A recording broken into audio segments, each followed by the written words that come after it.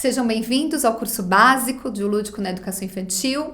A primeira aula que nós vamos falar é sobre a criança como protagonista e a importância do brinquedo. Quem é essa criança? Como é que ela vai ser protagonista e como é que a gente pode deixar esse espaço para que ela seja protagonista dentro da sala de aula, dentro da escola? Então nós vamos falar hoje, a nossa primeira aula é falar da criança como protagonista e a importância do brinquedo. Quem é essa criança, né, desse século XXI? Essa criança que hoje está aqui nesse mundo tecnológico, que nasceu nesse mundo tecnológico, ou é aquela criança que brinca na rua, da amarelinha, joga, empina pipa? Então, hoje tem sido falado muito dessa criança ser protagonista dentro da escola, só que a gente vê que muitas vezes isso não acontece. Então, qual é o papel dessa criança? Qual é o papel desse professor dentro da escola? É o que a gente vai ver. Então, eu vou pedir a vocês que observem essa imagem, né? E observem aí, vejam aí, quem é essa criança? É uma criança que não aceita regras, que não aceita uma autoridade, que ela grita, que ela esbraveja, ou simplesmente ela está reagindo a uma situação, a uma ação ou uma consequência. E essa criança tão pequenininha está indo para a escola cada vez mais cedo.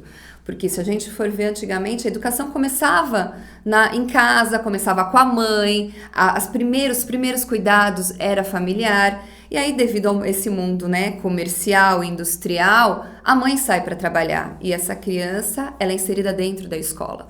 Então, aos 4 meses, ela está ali aos cuidados de outras pessoas e ela tem que dar conta desse recado. Tanto esse profissional, esse educador que está com essa criança, quanto essa criança. Então, são duas adaptações. A adaptação desse profissional, esse bebê tão pequenininho de 4 meses, que geralmente é o que vai para a escola, para a creche, né? Os pais acabam optando por esse momento.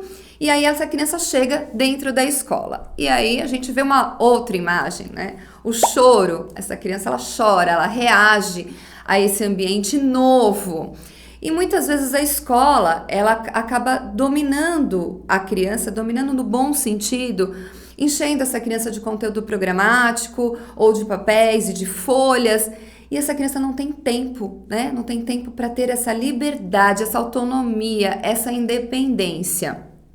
E aí dentro disso, uma criança ligada, plugada às novas tecnologias, né, a internet, ao celular. Eu até às vezes comento que antes a criança chorava, a gente dava uma chupeta para ela. Hoje a criança chora e a gente dá o celular. E funciona muito bem, ela para de chorar. Então, e aí essa criança que está ligada a esse mundo tecnológico, ela tem que ser um protagonista. E ser protagonista é agir. E aí a gente tem alguns pontos muito importantes e relevantes que a gente tem que colocar quanto professor, quanto escola, até quanto família. Muitas vezes nós pensamos que essas crianças, elas estão se vestindo como adultos, agindo como adultos, mas na verdade a gente está pedindo que elas finjam que elas são adultas, porque o desenvolvimento biológico dessa criança, ele está em contraste direto ao desenvolvimento tecnológico. Essa criança precisa vivenciar, ela precisa experimentar diferentes sensações. E como é que a gente pode fazer com que essa criança realmente seja protagonista? O que é ser protagonista? Então eu coloco 2 pontos.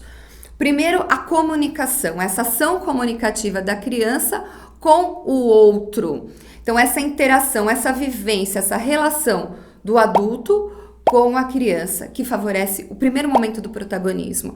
Então, quando você pega um bebê de 4 meses, de 2 meses, que a mãe interage com a criança ao trocar a fralda, ao colocar uma roupa, uma meia, vai estabelecendo esse vínculo, a gente já está agindo, deixando com que essa criança tenha liberdade de ação, de protagonista.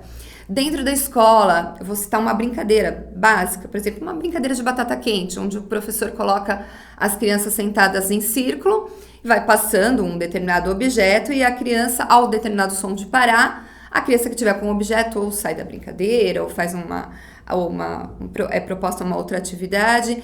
A gente começa a trabalhar com alguns aspectos neurológicos dessa criança, que a gente chama de flexibilidade neurológica. Então ela tem que ter um momento de esperar, né, a vez dela. Ela tem um freio inibitório, ela não vai poder sair no meio da roda para poder pegar o objeto. Então essa ação comunicativa, essa interação com o outro, eu já estou fazendo com que a minha criança seja protagonista. Ela já está tendo essa ação, essa independência. Um outro momento é a questão da escuta, dessa valorização, dessa escuta ativa, que o professor, o educador ou os membros da escola têm que ter.